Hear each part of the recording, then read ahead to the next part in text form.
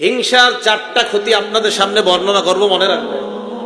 হিংসার 1 নাম্বার ক্ষতি, হিংসা হিংসুকের দিনকে বিনাশ করে দেয়, বরবাদ করে দেয়। হিংসা হিংসুকের দিনকে বরবাদ করে দেয়, বিনাশ করে দেয়। 1 নাম্বার ক্ষতি। তিরমিজি শরীফের 2510 নাম্বার হাদিস। ক্বালা রাসূলুল্লাহ সাল্লাল্লাহু আলাইহি ওয়াসাল্লাম, আল্লাহ নবী বলেন, দাব্বা ইলাইকুম দাউল উমাম, তোমাদের উপর অতীত জামানার উম্মতের বেদি তোমাদের উপর সংক্রমিত হয়। অতীত উম্মতের একটা রোগ তোমাদের উপর সংক্রমিত হয়। এই রোগের মধ্যে একটা রোগ হলো আল হাসাদ, হিংসা করা। আল্লাহ নবী বলেন, হিয়াল হালিক, হিংসা নামক অপরাধ এমন একটা অপরাধ, হিয়াল হালিক, যেটা বিনাশ করে দেয়, মুন্ডন করে দেয়। আল্লাহ নবী কয়, লা আকুলু তাহলিকুশ শারা, আমি এটা বলছি না হিংসা তোমাদের মাথা মুন্ডন করে। নবী বললেন হিংসা নামক অপরাধ মুন্ডন করে দেয়। নবীজি বলেন, আমি বলছি না যে হিংসা তোমাদের মাথা মুন্ডন করে, তবে কি মুন্ডন করে? ওয়ালাকিন তাহলিকুদ্দিন, হিংসা তোমাদের দিনকে বিনাশ করে দেয়। বলেন নাউজুবিল্লাহ। হিংসা আমাদের দিনকে বিনাশ করে দেয়।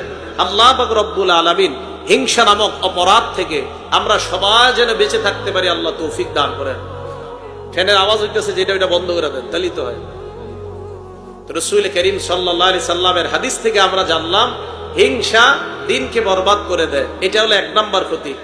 হিংসার 2 নাম্বার ক্ষতি, রমজান মাসে এত আমল করলেন, এই আমলগুলা যেন বরবাদ না হয়ে যায়।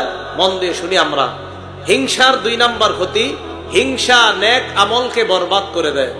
আবু দাউদ শরীফ কিতাবের নাম, হাদিস নাম্বার 4903 নাম্বার হাদিস। ক্বালা রাসূলুল্লাহ সাল্লাল্লাহু আলাইহি ওয়াসাল্লাম, আল্লাহ নবী বলেন, ইয়াকুমুল হাসাদ, শোনো তোমরা হিংসা থেকে তোমরা বাঁচো। ফাইন্নাল হাসাদ ইয়াকুলুল হাসানাত কামা তাকুলুন নারুল হাতাব।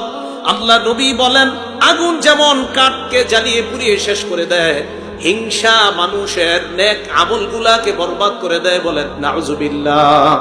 হিংসা মানুষের নেক আমলকে নষ্ট করে দেয়। রমজান মাসে কত কষ্ট করে আমল করলাম, এই আমলগুলা হিংসা যেন নষ্ট না করে দেয়, এই জন্য সতর্ক থাকা। তাহলে হিংসার 1 নাম্বার ক্ষতি, হিংসা দিনকে বরবাদ করে দেয়। হিংসার 2 নাম্বার ক্ষতি, হিংসা নেক আমলকে বরবাদ করে দেয়। হিংসার 3 নাম্বার ক্ষতি, হিংসা এবং ঈমান এক অন্তরে স্থান নিতে পারে না। হিংসা এবং ঈমান এক কলবে একসাথে থাকতে পারে না। নাসাই শরীফের 3109 নাম্বার হাদিস, 3109 নাম্বার হাদিস। ক্বালা রাসূলুল্লাহ সাল্লাল্লাহু আলাইহি ওয়াসাল্লাম, আল্লাহ নবী বলেন, লা ইজতামিআন ফি কলবি আবদিন, কোন বান্দার অন্তরের মধ্যে 2টা জিনিস একত্রিত হতে পারে না। 1 নাম্বার আল হাসাদ, 2 নাম্বার আল ঈমান। নবীজি বলেন হাসাদ মানে হিংসা, আল্লাহ নবী বলেন ঈমান এবং হিংসা এক অন্তরের মধ্যে একত্রিত হতে পারে না। আপনার অন্তরে হিংসা আছে, আবার ঈমান আছে। আল্লাহ নবী কয় ঈমান আর হিংসা এক অন্তরের মধ্যে একত্রিত হতে পারে না। ভাই, আল্লাহ আমাদের সকলের অন্তরটা হিংসা মুক্ত অন্তর যেন আমরা গঠন করতে পারি, আল্লাহ তৌফিক দান করেন। হিংসার 4 নাম্বার ক্ষতি, একটা হাদিসের কিতাব আছে নাম মাজমাউজ জাওয়ায়েদ, 8 নাম্বার খণ্ড 81 নাম্বার পৃষ্ঠা। ক্বালা রাসূলুল্লাহ সাল্লাল্লাহু আলাইহি ওয়াসাল্লাম, আল্লাহ নবী বলেন, লা ইয়াজালুন নাসু বিখাইরিন মা লাম ইয়াতাহাসাদু। নবীজি বলেন, মানুষ যতক্ষণ পরস্পর হিংসা না করে ততক্ষণ মানুষ কল্যাণের মাঝে থাকে। কোন এলাকার মানুষ কল্যাণের উপর থাকার শর্ত হলো একজন আরেকজনকে হিংসা না করা। আল্লাহ নবী কয়, পরস্পর হিংসা তোমরা ছেড়ে দাও, তোমাদেরকে আল্লাহ কল্যাণের উপর প্রতিষ্ঠিত করে রাখবেন। পরস্পর হিংসা যদি ছেড়ে দেই, আমাদেরকে আল্লাহ কল্যাণের উপর রাখবেন।